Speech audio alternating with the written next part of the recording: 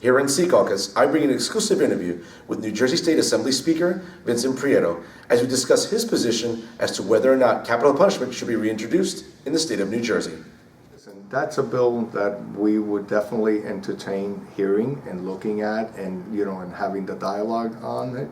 A few years back, when we did away with capital 2007, punishment, yes, which I was in the legislature, there was a lot of dialogue because in the years before, there really had not been any executions in the state of New Jersey. There's a very cumbersome the process because of the appeals and what it cost, and there were many things. And then there was the other side of the equation that people argued that potentially if somebody was wrongly accused, and a lot of people eventually years after had gotten off, that it was wrongly accused. So there's a lot of dynamics and there's a lot of dialogue to be had here. Obviously, when you talk on the parameters that you talked about, like with the things that happen in Jersey City, those things are inexcusable, and something like that is something we would definitely look at. And if he drops the bill, it'll be a bill that'll be assigned to a committee, and definitely it's something we'll talk about and start a dialogue, because obviously you're going to have people on all sides. But listen, we always want to make sure we protect the residents of the state of New Jersey from harm's way.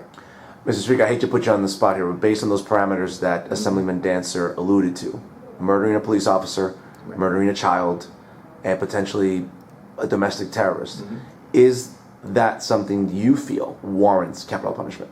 Well, being honest with you, capital punishment is very difficult. Along those parameters, I would tell you that I would definitely lean toward that.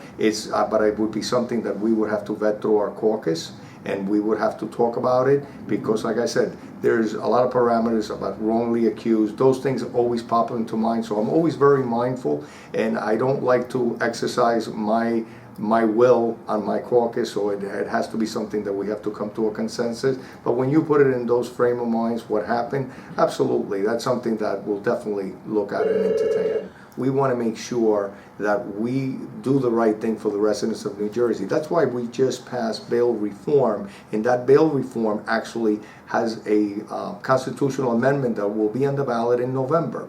And what that says is that high risk offenders shall not be granted bail. So judges will be able to risk assess and see if those people have committed other crimes or potentially could be a harm to somebody, whether it's domestic violence, and they can deny them bail, because our Constitution right now affords bail to everybody. So we want to make sure that we keep those people locked away, the people that can hurt people. So looking at that aspect, that's why this is another thing with capital punishment that we'll definitely look at. All right, Mr. Speaker.